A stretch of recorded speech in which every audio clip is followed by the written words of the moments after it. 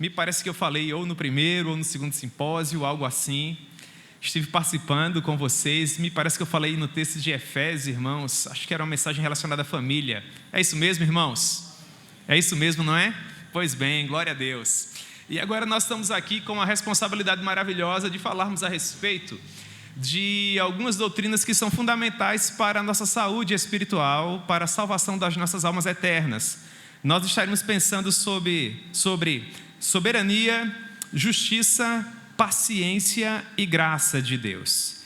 Eu gosto de pensar que todos esses termos estão contidos em uma passagem clássica da epístola que Paulo escreveu aos Romanos, no capítulo 3. Então, hoje à noite, irmãos, nós vamos pensar um pouco em Romanos, capítulo 3, a partir do verso 21. Esse é o texto que nós estaremos estudando, mas antes de nós iniciarmos o estudo desse texto, nós vamos criar um contexto, para que dessa forma nós possamos compreender, com uma maior abrangência, todo o poder da mensagem que Paulo compartilha conosco aqui em Romanos capítulo 3. Aqui em Romanos capítulo 3. Meus irmãos, nós sabemos que a epístola que o apóstolo Paulo escreveu aos Romanos foi escrita na porção final da sua terceira viagem missionária. Na porção final da terceira viagem missionária, o apóstolo Paulo nos diz, em Atos capítulo 19, versículo 10, que toda a Ásia tinha ouvido a palavra do Senhor, tanto judeus como gregos. Como isso aconteceu? Nós sabemos que as viagens missionárias iniciaram em algum momento por volta do ano 47. Nós tivemos pelo menos 3 viagens missionárias. Uma primeira viagem, meus irmãos, se deteve à região mais ao sul do que seria a Ásia Menor. A segunda viagem, ela aconteceu em algum momento na primeira metade da década de 50 e evangelizou toda aquela região que ficava mais ao oriente da Europa, desde a Macedônia até a Caia, de Filipos até Corinto. E depois nós tivemos uma terceira viagem missionária, que quase que toda ela compreende apenas a cidade de Éfeso. Nós estamos em Atos capítulo 19. Em Atos capítulo 19, versículo 10, o apóstolo Paulo nos diz que ele alugou uma casa que ficava vizinho à sinagoga. Essa propriedade pertencia a um homem chamado Tirano. E ali o apóstolo Paulo funda uma espécie de seminário primitivo. Ele lecionou teologia ali por cerca de 2 anos. Ao cabo desses 2 anos, Atos capítulo 19, versículo 10, o apóstolo Paulo nos diz que toda a Ásia Menor ouviu o evangelho, tanto judeus como gentios. Meus irmãos, essa informação é importante. Por quê? Porque o apóstolo Paulo nutria no seu coração o desejo de sempre ser um missionário pioneiro. Ele queria sempre falar do Senhor Jesus em regiões onde Jesus ainda não havia sido proclamado. Agora ele está nos dizendo que em algum momento, por volta do ano 58 depois de Cristo, pouco mais, pouco menos, essas questões de data são intricadas, mas a corrente mais forte diz que nós estamos aqui por volta do ano 58. Quando finalmente esses 2 anos se passam, um homem chamado Demétrio excita um tumulto em Éfeso, há uma grande convulsão social. O apóstolo Paulo não sai da cidade, mas ele resolve aquele problema, de modo que em Atos capítulo 20, versículo 3, ele vai nos dar uma outra informação muito importante. Ele diz assim, que uma vez que o tumulto cessou em Éfeso, ele chamou os discípulos, confortou aqueles irmãos, deixou a cidade de Éfeso e partiu para Macedônia. Atos capítulo 20, versículo 1. Então ele atravessou aquelas terras, as quais ele havia evangelizado, por ocasião da segunda viagem missionária, fortalecendo os discípulos e exortando-os de modo a permanecerem firmes na presença do Senhor. E por fim, ele se dirigiu até a Grécia, leia-se a cidade de Corinto. Em Atos capítulo 20, versículo 3, Paulo diz que se demorou na Grécia 3 meses. Segundo os doutrinadores do Novo Testamento, foi justamente ao longo desses 3 meses que ele escreveu a carta que nós estaremos estudando hoje à noite, a Epístola aos Romanos. A A Epístola aos Romanos. Romanos, portanto, foi o 6º documento a ser produzido pelo apóstolo Paulo, de acordo com a minha linha de interpretação. Eu entendo que o primeiro foi Gálatas, depois 1 aos Tessalonicenses, 2 aos Tessalonicenses, 1 aos Coríntios, 2 aos Coríntios, em 6º lugar, Romanos. Para muitos de nós, a magna opus do apóstolo Paulo, o seu documento mais festejado, para muitos da nossa amada cristandade, o grande documento que constrói a nossa maravilhosa Ordo Salutis, ou Ordem da Salvação. Mas se Paulo escreveu esse documento por ocasião desses 3 meses que ele permaneceu da cidade de Corinto, qual foi a sua ambição? O que levou o apóstolo Paulo a escrever essa carta? Ora, irmãos, Paulo nos responde isso no capítulo 15 de Romanos. Vamos lá, Romanos capítulo 15. Em Romanos capítulo 15, a partir do verso 17, Paulo fala a respeito do orgulho que ele tinha de pregar o Evangelho. Romanos capítulo 15, verso 17, exposição de motivos para a produção do documento. Paulo diz: tenho, pois, motivo de gloriar-me em Cristo Jesus nas coisas concernentes a Deus, porque não ousarei discorrer sobre coisa alguma, senão sobre aquelas que Cristo fez por meu intermédio, para conduzir os gentios à obediência, por palavra e por obras, por força de sinais e prodígios, pelo poder do Espírito Santo, de maneira que, perceba, até então Paulo está nos dizendo que ele se orgulha de pregar o Evangelho, Paulo está nos dizendo que ele se orgulha de ser um pregador da palavra de Deus, Paulo está dizendo que ele entende que foi chamado por Deus para implementar na terra os valores do seu reino, e agora ele vai nos dizer onde foi que ele fez isso até esse momento. Ele diz: por palavras e por obras, por força de sinais e prodígios, pelo poder do Espírito Santo, verso 19, de maneira que, desde Jerusalém e circunvizinhâncias até o Ilírico, tenho divulgado o Evangelho de Cristo Jesus. Se você pega o mapa do Novo Testamento e estuda o que Paulo está querendo dizer quando ele diz desde Jerusalém até o Ilírico, você vai perceber que ele está se referindo às viagens missionárias. O Ilírico eram os antigos Balcãs europeus, a região que compreendia a província romana da Macedônia, passando pela Tessália, depois finalmente a Caia, Filipos, Tessalônica, Bereia, Atenas e Corinto. Os antigos Balcãs europeus eram chamados de Ilírico, por ocasião da produção desse documento. O que Paulo está dizendo? Que ao longo de todo o seu ministério, ele pregou de Jerusalém até a parte mais oriental da Europa. Todo mundo consegue ver isso, irmãos? Pois bem, agora olhe para o verso 20. Esforçando-me deste modo por pregar o Evangelho, não onde Cristo já foi anunciado, para não edificar sobre um fundamento alheio. Porque foi que Paulo sempre pregou nessa região? Porque nessa região Paulo seria sempre um missionário pioneiro. Mas vocês lembram que a gente leu Atos 19:10? E que Paulo disse que já havia evangelizado toda a Ásia Menor? Portanto, o campo de atuação do apóstolo Paulo nessa parte do mundo se exauriu, se esgotou. Tanto judeus como gentios, desde Jerusalém até o Ilírico, já tinham ouvido o Evangelho. Então agora Paulo vai nos explicar porque ele nunca tinha visitado pessoalmente a igreja de Roma. Isso ele diz no verso 22. Ora, essa foi a razão porque também muitas vezes me senti impedido de visitar-vos. Paulo quis, por muitas vezes, visitar a cidade de Roma. Só que a cidade de Roma era uma cidade evangelizada. Nós tínhamos uma igreja em Roma. Então Paulo diz: meus irmãos, há muito tempo eu queria visitar vocês. Só que vocês sabem que Deus havia colocado no meu coração o desejo de ser um missionário pioneiro. Por isso eu nunca fui pessoalmente até vocês. Mas agora, versículo 23... Mas agora que eu não tenho mais campo de atividade nestas regiões, e desejando há muito visitar-vos, penso em fazê-lo quando em viagem para a Espanha. Então o que é que Paulo está dizendo? Que ele quer continuar sendo um pioneiro. Portanto, ele quer pregar o Evangelho lá na antiga Tarsis, para onde Jonas queria fugir. O que para o mundo da época seria de fato o fim do mundo. Só que, segundo os estudiosos do Novo Testamento, Paulo tinha condições financeiras de sair do Oriente e chegar até a metade da Europa, que seria a cidade de Roma. Mas a partir de Roma, ele não teria condições de chegar até a Espanha.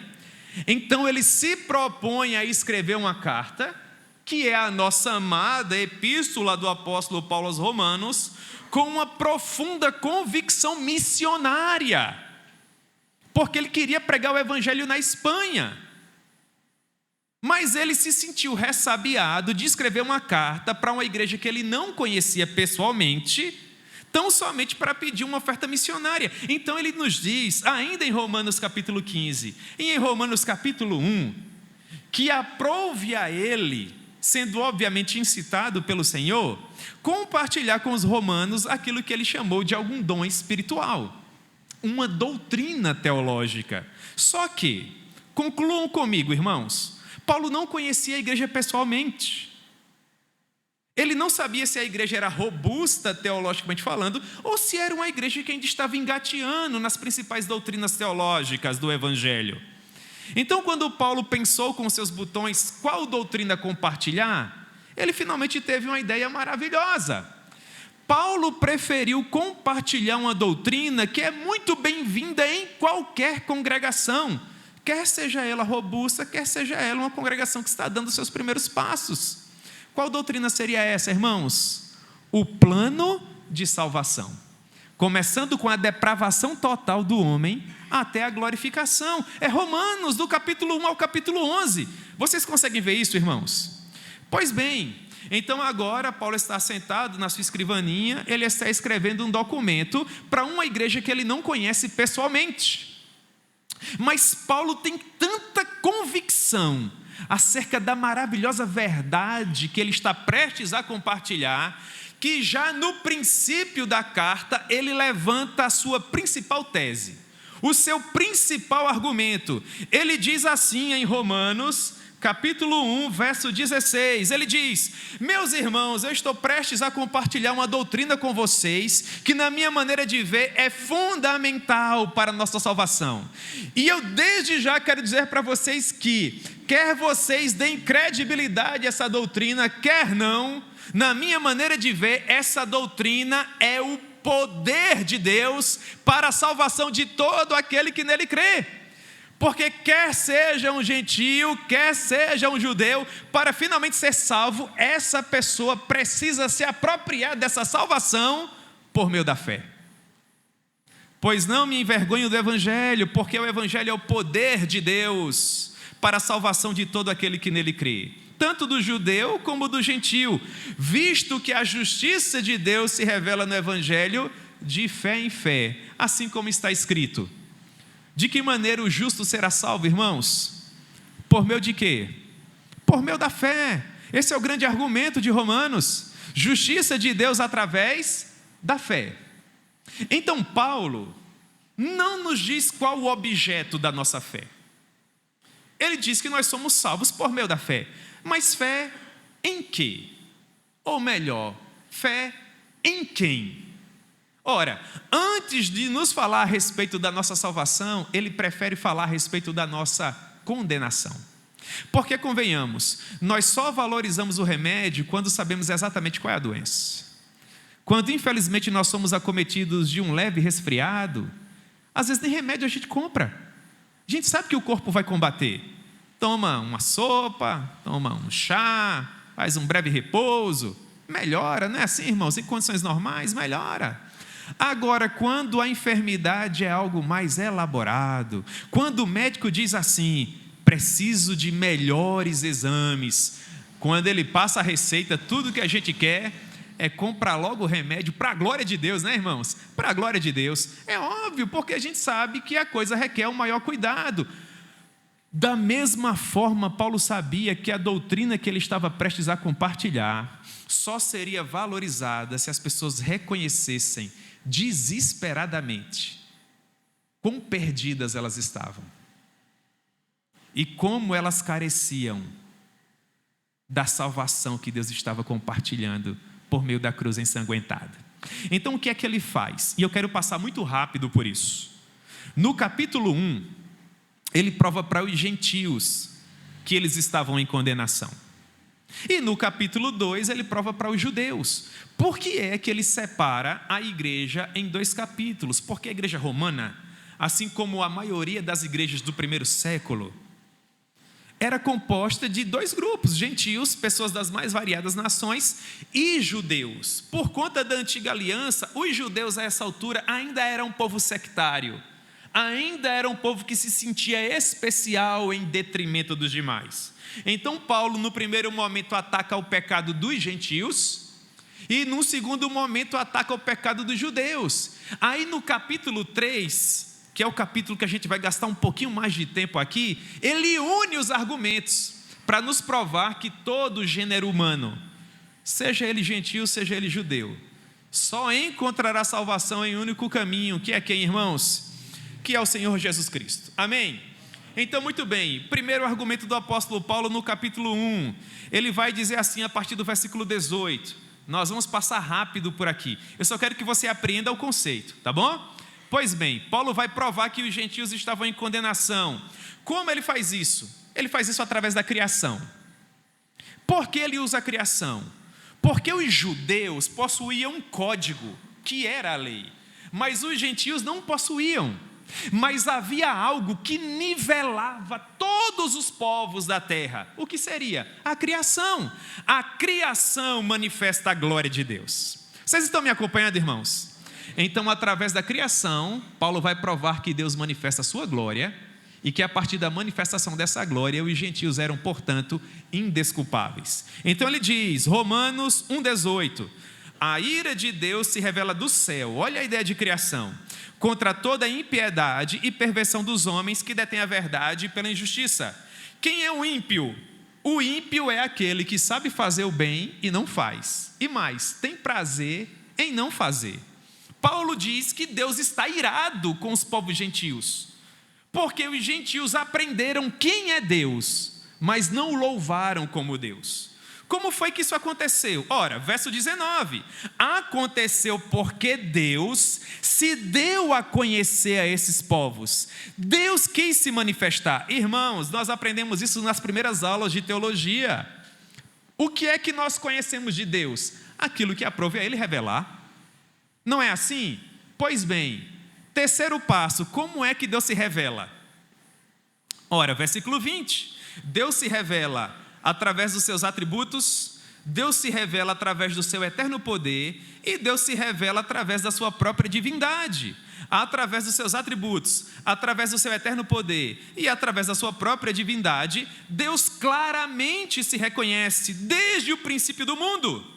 Olha para o final do verso 20, portanto, com base nos atributos de Deus, com base no seu eterno poder e na manifestação da sua própria divindade, através da criação, final do versículo 20, tais homens são, por causa disso, o quê? Indesculpáveis. E por que é que nós, que somos gentios, quem não é judeu é gentio, brasileiro é gentio, então é por causa disso que nós, gentios, versículo 21, pelo fato de termos o conhecimento de Deus e não glorificarmos como Deus, não lhe rendermos as graças devidas, nós nos tornamos nulos em nossos próprios raciocínios. Nós achamos que somos os senhores do nosso destino, nós achamos que somos os capitães da nossa própria alma eterna. Com 11, 12 anos a gente já está dizendo para o papai e para a mamãe, quem manda na minha vida sou eu. É ou não, irmãos? Eu sei o que é melhor para a minha vida. Quem manda no meu namoro sou eu. Eu ando com o amigo que eu quiser. Eu vou para a festa que eu quiser. Eu uso a roupa do comprimento que eu quiser. Você já escutou isso? Eu escuto muito isso. Nós nos achamos os senhores da vida. Somos invencíveis. Inculcando-se por sábios, versículo 22, na verdade nós nos tornamos loucos. Por quê? Porque nos levantamos contra Deus, porque estamos em rebeldia para com Ele.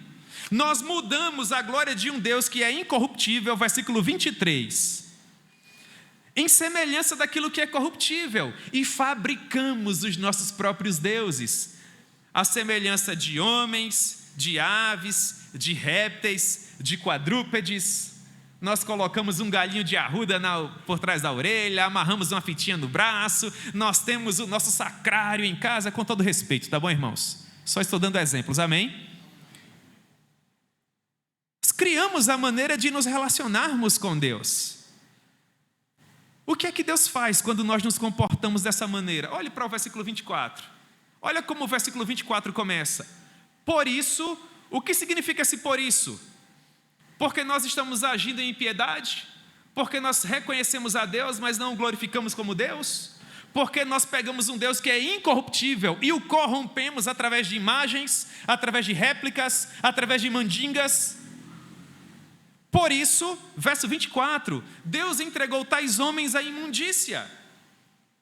E Paulo nos traz uma lista de pecados que é consequência desse comportamento irreverente. Ele diz, versículo 26, por causa desse comportamento, Deus entregou os homens a paixões infames, porque até as mulheres mudaram o modo natural das suas relações e passaram a se relacionar mulher com mulher. Os homens, por sua vez, se infamaram mutuamente em sua sensualidade, cometendo torpeza, se relacionando homens com homens. E mais, a partir do versículo 28, ele traz outros comportamentos. Ele diz: Deus entrega tais pessoas a uma disposição mental reprovável, de modo que elas, cheias de injustiça, começam a praticar.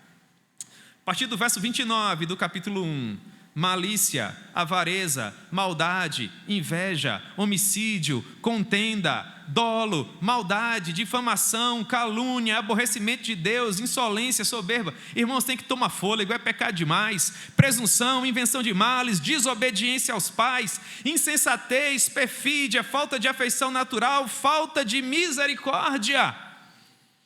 Esses pecados são taxativos? Não, são exemplificativos. Existem muitos outros, existem muitos mais. A pergunta é: nós encontramos esse pecado em nossa geração, irmãos? Ou nós encontramos esses pecados em nossa geração? Nós cometemos esses pecados. Perceba, Deus tem razão de se encontrar irado contra os gentios, sim ou não? Mas agora Paulo vai provar que os judeus também estão em pecado. E ele faz isso no capítulo 2. A diferença do capítulo 1 para o capítulo 2 é que os judeus eles tinham um relacionamento especial com Deus por serem um povo da aliança. E os judeus se orgulhavam sobre 3 fundamentos, que para eles eram fundamentos inalienáveis. Eles se orgulhavam porque eram descendentes de Abraão, eles se orgulhavam porque haviam recebido a lei, e eles se orgulhavam porque eram um povo da circuncisão. Paulo vai no capítulo 2 desconstruir essas 3 teses, para provar que os judeus também estavam em condenação. Vamos rapidamente ver como foi que ele fez isso? Capítulo 2, verso 1. Os judeus se orgulhavam de serem filhos de Abraão. Será que isso é suficiente para salvar? Paulo diz: portanto, és indesculpável, ó homem, quando julgas a quem quer que sejas. Os judeus eram orgulhosos, se vangloriavam sobre os demais povos. Porque no que julgas a outro, a ti mesmo te condenas, porque praticas as próprias coisas que condenas. Bem sabemos que o juízo de Deus é segundo a verdade contra os que tais coisas praticam. Eram filhos de Abraão, eram amigos de Deus igual a Abraão? Não, eles não eram. O segundo argumento, irmãos, é o argumento da lei. Olhe para o versículo 17 do capítulo 2. Paulo diz: se porém tu, que tens por sobrenome judeu, que repousas na lei e te glorias em Deus, que conheces a sua vontade. Como é que eles conheciam a vontade de Deus? Através da lei. Que conheces a sua vontade e aprovas as coisas excelentes, sendo instruído aonde? Na lei. Que estás persuadido que é guia de cegos, luz dos que se encontram em trevas. Olhe para o versículo 22. Dizes que não deve se cometer adultério e o cometes? Abominas os ídolos e lhes roubas os templos? Tu que te glorias na lei, versículo 23, desonras a Deus pela transgressão da lei. Ora, assim como está escrito, e Paulo está citando aqui Isaías capítulo 52, o nome de Deus é blasfemado entre os gentios por vossa causa. Eles respeitavam a lei de Moisés? Não, eles não respeitavam. Terceira tese que Paulo vai desconstruir é a tese da circuncisão. Olhe para o versículo 28 do capítulo 2, Paulo diz assim: porque não é judeu quem o é apenas exteriormente, nem é circuncisão a que é somente na carne. Porém, judeu é aquele que é aonde, irmãos? Interiormente. E circuncisão a que é do coração, no espírito, não segundo a letra, e cujo louvor não procede dos homens, mas de Deus. Porque é que eles tinham um sinal exterior de aliança com Deus? Para se vangloriar, para se sentir superiores aos demais. Eles dizem: vocês entenderam o aspecto exterior, vocês sofreram na pele, mas não foram transformados aonde? No coração. A terceira tese cai por terra, sim ou não? Meus irmãos, agora, rapidamente, Paulo vai unir o argumento do capítulo 1 com o capítulo 2. Onde é que ele faz isso? Em Romanos capítulo 3, versículo 9. Romanos 3, 9. Paulo diz assim: que se conclui? Temos nós qualquer vantagem? Leia-se, pelo fato de sermos judeus, somos melhores que os gentios? Não. Não, de forma nenhuma, pois já temos demonstrado. Olha, se você pega uma teologia sistemática, Ramar Teologia vai dar lá umas 800, 900 páginas. Paulo escreve 2 capítulos e diz: nós já temos demonstrado que todos, e essa palavra todos do versículo 9 engloba todo o ser humano, à exceção de Jesus. Já temos demonstrado que todos, tanto judeus como gentios, estão debaixo de quê? Estão debaixo de pecado, estão debaixo de condenação. Assim como está escrito: não há um justo, não há um sequer, não há ninguém que entenda, não há ninguém que busque a Deus, todos se extraviaram, a uma se fizeram inúteis, não há ninguém que faça o bem e que nunca peque. Ninguém. O último argumento de Paulo. Alguém da comunidade de Roma poderia se levantar e dizer: mas e se nós cumprirmos a lei? E se nós não vacilarmos em nenhum mandamento? Na lei de Moisés está escrito que aquele que cumprir toda a lei viverá por ela, pelo seu próprio mérito, por sua própria perfeição. Então, nos versos 19 e 20, Paulo vai fazer com que essa possibilidade caia por terra, quando ele diz assim, Romanos 3,19: ora, sabemos que tudo o que a lei diz, aos que vivem na lei o diz, para que se cale toda a boca, e todo o mundo seja culpável perante Deus. Agora olhe para o verso 20, meu irmão, porque ele é importante para a nossa reflexão. Visto que, quantas pessoas Paulo está dizendo aí? Visto que o quê? Visto que o quê, irmãos? Visto que ninguém será justificado diante dele por obras da lei, em razão de que pela lei vem o pleno conhecimento. Meus irmãos, quando Deus, através do legislador Moisés, nos concedeu a lei, foi com o objetivo de nos salvar? Não! Paulo diz: ninguém será salvo por intermédio da lei. Então, se quando Deus nos concedeu a lei, Ele não tinha como objetivo nos salvar, o que Ele queria? Verso 19, Ele queria que toda a boca se calasse. Ele queria que todo homem fosse indesculpável. Por quê, meus irmãos? E aqui vocês têm que prestar atenção.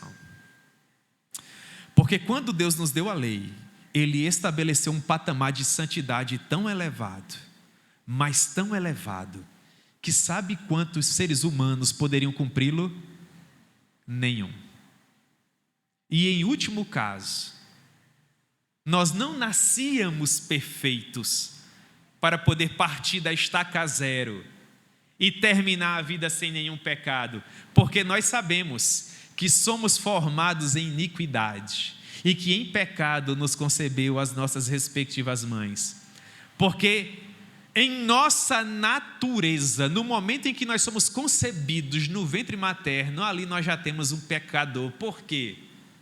Porque nós herdamos o pecado, irmãos, do nosso cabeça federal, que era quem? Adão. Todos nós. Todos nós. Agora uma pergunta importante. São necessários quantos pecados para passarmos a eternidade inteira queimando no inferno? Quantos pecados? Muito bem, irmãos, um pecado. Então nós já nascemos em quê? Em condenação. Todo mundo consegue ver isso? Muito bem. Eu quero acreditar que nesse momento Paulo conseguiu a atenção da igreja de Roma, sim ou não? Todos estamos perdidos. A uma nos fizemos inúteis. Não há ninguém que faça o bem e que nunca peque. Todos pecaram. Eu quero acreditar que no momento em que essa carta estava sendo lida publicamente pela primeira vez, a sensação da igreja de Roma era a mesma sensação dos irmãos que ouviam Pedro, quando Pedro pregava a primeira vez após o evento Pentecostes. E os irmãos diziam: e quanto a nós, o que nós faremos? Como nós escaparemos? Onde encontrar salvação? Agora sim, irmãos, sabemos o teor da nossa doença. E ela é desesperadora. Ela não nos mata apenas fisicamente, ela nos mata sobretudo espiritualmente, eternamente. Como nós podemos nos curar? Qual o lenitivo, qual o bálsamo para a nossa alma? Aqui, irmãos, nós chegamos na doutrina cardeal do documento. A nossa maravilhosa doutrina da justiça por meio da fé. É por isso que a primeira palavra do verso 21 deveria ser escrita com letras douradas. Olhe a mudança de rumo, olhe a ideia adversativa que Paulo propõe. Ele diz, Romanos 3:21, mas agora, sem lei, se manifestou a justiça de Deus, testemunhada pela lei e pelos profetas. Olhe para o verso 21. Paulo diz no primeiro momento, mas agora sem lei. O que isso significa? Significa que com base no verso 19 e no verso 20, por nosso próprio mérito, nós jamais conseguiríamos nos salvar. Paulo está dizendo que não é quando nós cumprimos a lei que nós somos salvos, quando nós cumprimos a lei dos 10 mandamentos que nós somos salvos, já está provado que isso é impossível. Então ele diz, mas agora sem lei, leia-se, sem o mérito da lei, se manifestou a justiça de Deus, que é testemunhada pela lei. Então os irmãos olham para esse texto e falam assim, puxa vida, Paulo, é sem lei? Testemunhada pela lei, como é que essa conta fecha? Quando Paulo diz que é uma justiça de Deus testemunhada pela lei, ele está dizendo que Deus não está propondo um plano B, irmãos. Ele não está dizendo que o pecado apanhou ao nosso Deus surpreendido e agora, desesperado, ele procura uma solução nos 47 minutos finais do segundo tempo. Não, ele diz, agora, na plenitude dos tempos, se manifestou a justiça de Deus, testemunhada por todo o Antigo Testamento. E essa segunda palavra lei aponta para Gênesis até Malaquias. E o que Paulo quer nos ensinar com isso? Que a justiça que ele está prestes a apresentar é uma justiça que está presente na palavra. É uma justiça que aparece no exato momento em que o nosso Deus nos prepara um plano redentivo que foi elaborado antes da fundação do mundo e que se tornou real para nós quando ele disse que um dia nasceria um que pisaria a cabeça da serpente. E desde o Gênesis até Malaquias nós temos, irmãos, um tipo que aponta para ele, um símbolo que aponta para ele, que se personifica em personagens, em sacrifícios, em comportamentos, e que se torna claro para nós quando finalmente o Cordeiro de Deus que retira o pecado do mundo aparece naquele deserto da Judeia. Todo mundo consegue ver isso, irmãos? Mas agora sem lei se manifestou a justiça de Deus testemunhada, apresentada, provada, tanto pela lei como pelos profetas. Justiça de Deus apenas para judeus. É assim o verso 22? Justiça de Deus para todos e sobre todos os que têm uma casa bacana no Presidente Médici. Justiça de Deus para todos e sobre todos que andam num carro do ano. Justiça de Deus para todos e sobre todos que têm um sobrenome famoso, de uma família rica. Justiça de Deus para todos e sobre todos os que creem. Porque não há distinção. Porque não há distinção, já foi provado no capítulo 1 e no capítulo 2. Por que não há distinção? Porque só pode ser por meio da fé. Romanos 3, 23. Porque todos, e esse todos é igual todos do verso 9. Porque todos os seres humanos, à exceção de Jesus. Porque todos pecaram e destituídos estão da glória de Deus. E destituídos estão da glória de Deus. Sem esperança. Destituídos das alianças das promessas. E sem Deus no mundo. Verso 24, irmãos. Que verso lindo. Sendo justificados gratuitamente por meio da sua graça, mediante a redenção que há. Meus irmãos, o verso 24 é tão importante que nós vamos palavra por palavra. Sendo justificados gratuitamente por sua graça, mediante a redenção que há em Cristo Jesus. O que seria essa justificação? Justificação, irmãos, aponta para o fato de que não são todos os seres humanos que são justificados, mas apenas aqueles que depositam fé salvífica em quem? Em Jesus. A justificação, portanto, é aquele ato gracioso de Deus, por meio do qual, com base unicamente na obra mediadora efetuada por Cristo Jesus, Ele declara justo o pecador. E o pecador recebe graça para aceitar esse benefício com o coração crente. O que é justificação? Justificação é imputação. Através do mérito que Cristo conquistou na cruz do Calvário, Deus olha para o pecador, que infelizmente continua sendo pecador. Eu permaneço pecador, você ainda é pecador. João nos diz que aquele que diz que não peca, na verdade está pecando e ainda não compreendeu o Evangelho. Nós permanecemos pecadores, só que Deus olha para nós e em nós vê a justiça de Cristo. É uma justiça que nos é imputada, ela é colocada sobre nós e cobre os nossos pecados.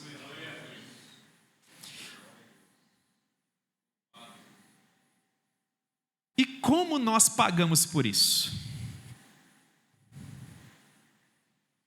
Paulo diz, ele faz isso gratuitamente. Gratuitamente. Porque pela graça sois salvos por meio da fé. E isso não vem de vós. Como é que acontece, irmãos? É um presente de Deus, é um dom de Deus. Ele faz isso gratuitamente. A salvação é somente pela graça, por meio da fé. Toda a obra da salvação é soberana. É soberana. A obra da salvação é soberana. Ou seja, depende exclusivamente de Deus. Toda a glória do Evangelho de Cristo reside no fato de ser o Evangelho da graça gratuita. Você entendeu justificação, você entendeu o que acontece de maneira gratuita. E agora você poderia pensar, mas o que foi que eu fiz para merecer? O que foi que Deus viu em mim para me amar? É a terceira palavra que Paulo apresenta.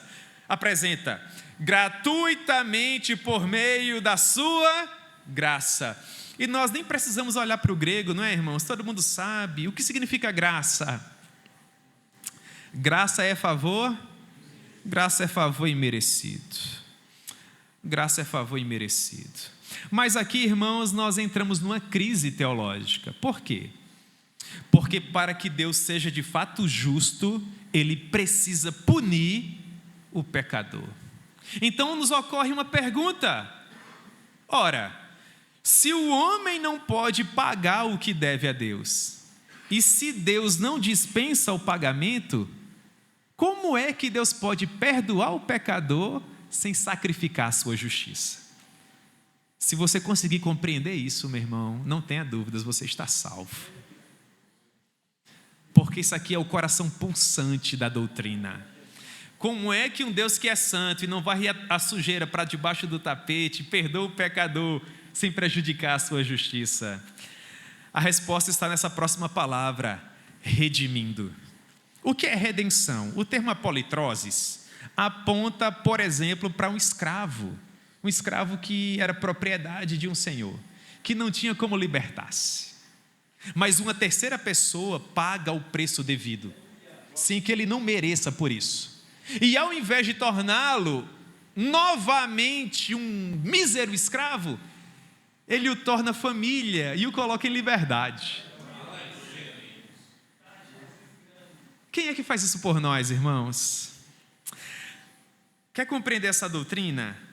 Basta que você escute o que eu vou recitar aqui. É Colossenses capítulo 2, versículo 13, diz assim: e a vós outros que estáveis mortos pelas vossas transgressões e pela incircuncisão da vossa carne, vos deu vida juntamente com ele, perdoando todos os nossos delitos. A ideia aqui é remissão. Tendo cancelado o escrito de dívida, você devia, tinha até uma nota promissória, que era contra nós e que constava de ordenanças. Quais eram as ordenanças? Os mandamentos da lei, o qual nos era prejudicial. Então ele vai lá e remove-o inteiramente de nós, encravando aonde? Na cruz. Pedro nos diz: não foi por meio de prata ou ouro que vocês foram resgatados do vosso fútil procedimento, mas por meio do precioso sangue de Cristo Jesus. É por isso, irmãos, que as palavras de Lutero devem reverberar ainda nos dias atuais.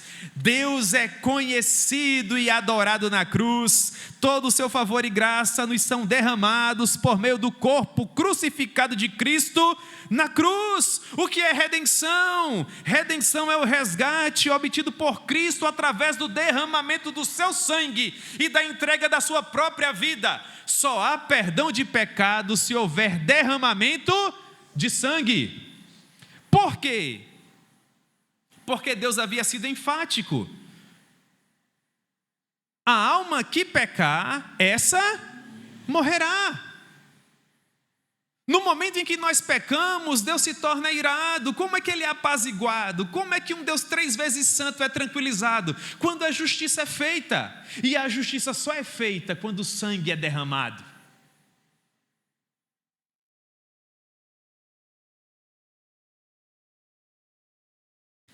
É nesse ponto que reside toda a beleza da morte vicária de Cristo Jesus, irmãos. Porque todo o rito sacrificial do Antigo Testamento, todos os animais que eram sacrificados pela manhã, ao meio-dia e à tarde, apontavam para o sacrifício de quem? De Cristo. Isso é Hebreus capítulo 10. Está escrito, Hebreus capítulo 10, versículo 4: é impossível que o sangue de touros e de bodes remova pecados. Porque é impossível que o sangue de touros e de bodes e de pombinhos remova pecados? Porque era um sacrifício precário, paliativo. Nós precisávamos de um sacrifício que fosse o quê? Perfeito. Por isso se tornou tão importante para nós aquela frase grandiosa do João Batista, quando ele disse: este é o Cordeiro de Deus que retira o pecado do mundo. Voltemos à pergunta: como Deus pode perdoar o ímpio sem sacrificar a sua justiça, sem pôr de lado as exigências da lei? Resposta: no sangue do Filho. Olhe para o versículo 25, a porção inicial: a quem Deus propôs no seu sangue, como propiciação mediante a fé, para manifestar a sua justiça. Meus irmãos, a palavra propiciação aqui aponta para aquele sacrifício anual, em que uma vez por ano, o sumo sacerdote entrava no Santo dos Santos e derramava o sangue do bode expiatório sobre a tampa da Arca da Aliança, que é chamada de propiciatório. Naquele momento, o pecado do povo de Deus era perdoado. Só que esse sacrifício precisava ser repetido todos os anos. Por quê? Porque o sacerdote era imperfeito. Vocês lembram que ele tinha que sacrificar primeiro por ele? E porque o animal também era imperfeito. Por mais que o cordeirinho tivesse um aninho, não tivesse nenhuma manchinha e nem um ossinho quebrado, ele era perfeito? Não. Depois do pecado não há nada perfeito. Como é que isso foi resolvido? Ora, irmãos, Isso foi resolvido na porção final do versículo 25, quando ele diz assim: para Deus manifestar a sua justiça, por ter ele, na sua tolerância, deixado impunes os pecados anteriormente cometidos. Verso 26, tendo em vista a manifestação da sua justiça no tempo presente, para ele mesmo, eu vou repetir para vocês, para ele mesmo, ele quem? Para Deus, ser o justo e o justificador daquele que tem fé em Jesus. Meus irmãos, vocês lembram que o sacerdote era imperfeito e que o próprio sacrifício era imperfeito? Isso precisava ser resolvido. Como foi resolvido? Foi resolvido quando finalmente surgiu um cordeiro que era perfeito, para ser sacrificado por um sacerdote perfeito. Por que é que no verso 26 Paulo diz que Deus é o justo e o justificador de quem tem fé em Jesus? Porque Deus ao mesmo tempo é quem pratica a ação e ao mesmo tempo Ele é quem sofre a ação. Onde é que nós observamos isso? Em Gênesis capítulo 22. Em Gênesis capítulo 22, Deus põe Abraão à prova.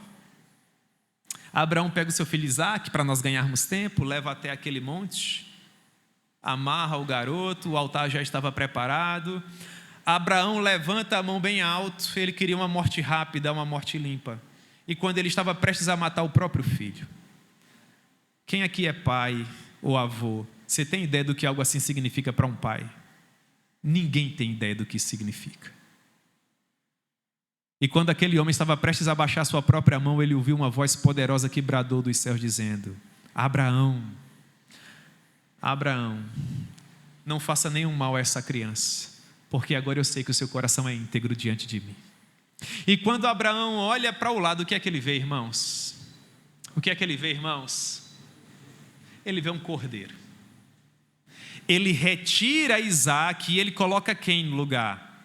O cordeiro. É por isso que se diz que a morte de Cristo é vicária. Esse termo significa que a morte de Cristo é substitutiva. Quem deveria morrer? Isaque. Quem deveria morrer? Você. Quem deveria morrer? Eu. Quem é que morre? Quem morre é Jesus. Quantos pecados ele tinha? Ele não tinha nenhum. E agora, Jesus estando no altar, simbolizado naquele cordeiro, é Deus quem está sendo simbolizado em Abraão. E agora Abraão levanta mais uma vez a sua mão bem alto. Só que, quando é Deus quem está com o cutelo na mão, não há ninguém superior a ele para dizer: não faça isso com teu filho. E é por causa disso que a mão dele o quê? Baixa.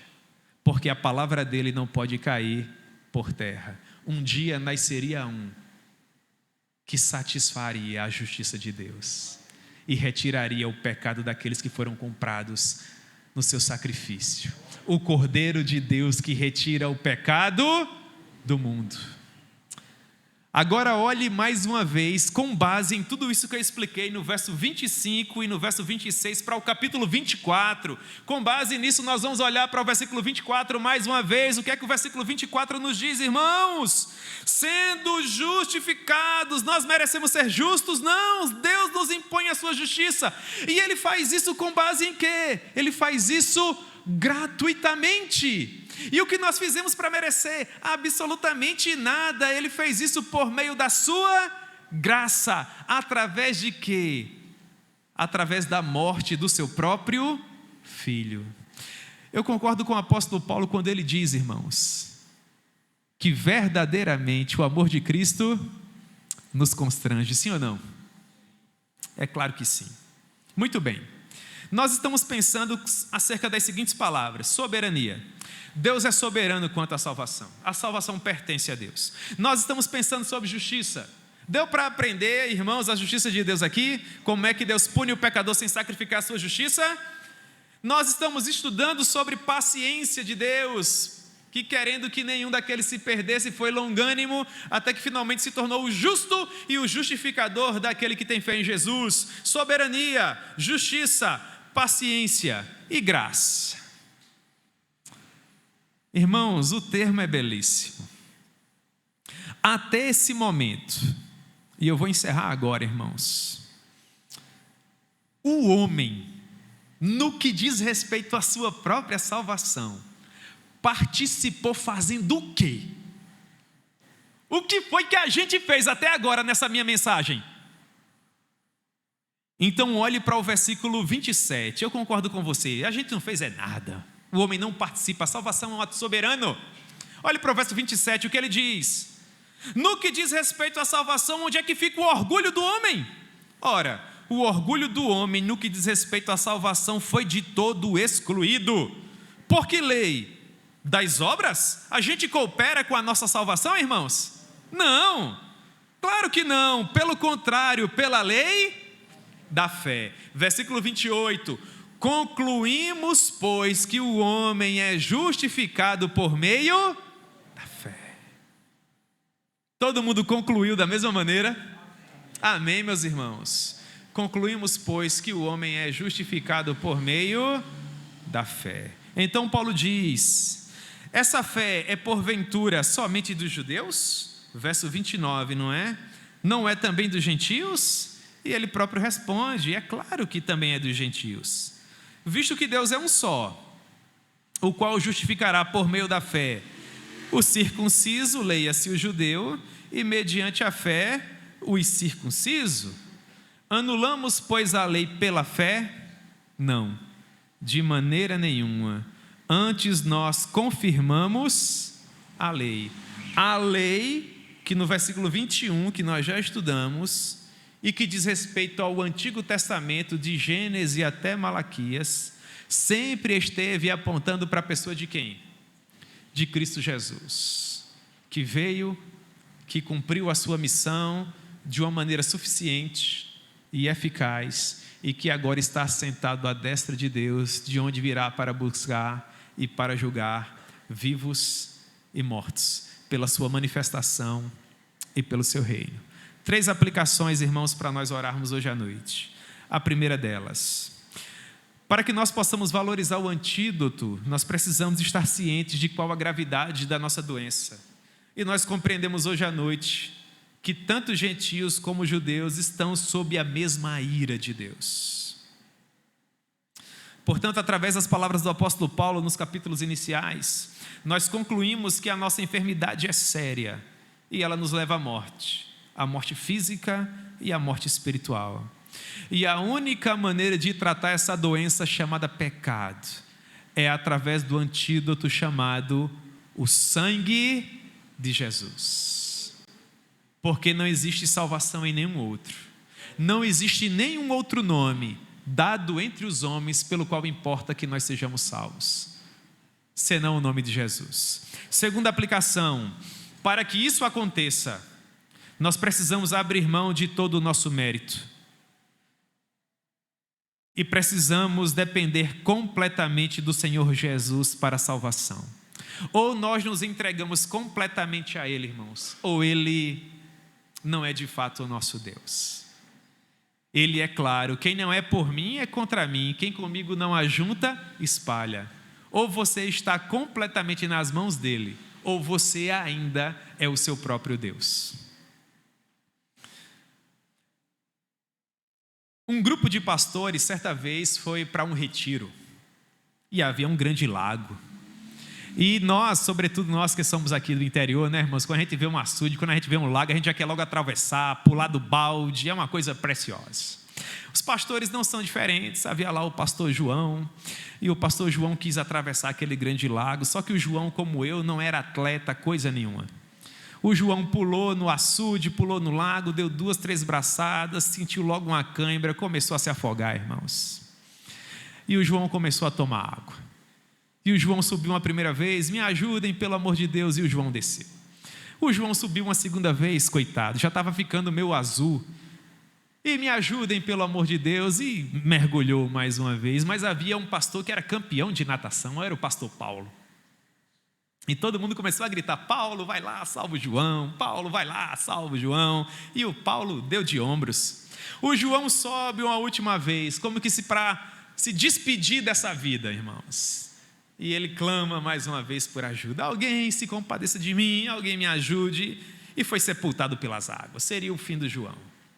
Aí o Paulo ainda fez um breve aquecimento, esticou um braço para um lado, um braço para o outro, entrou na água, deu 2 braçadas, pegou o João, trouxe o João em segurança.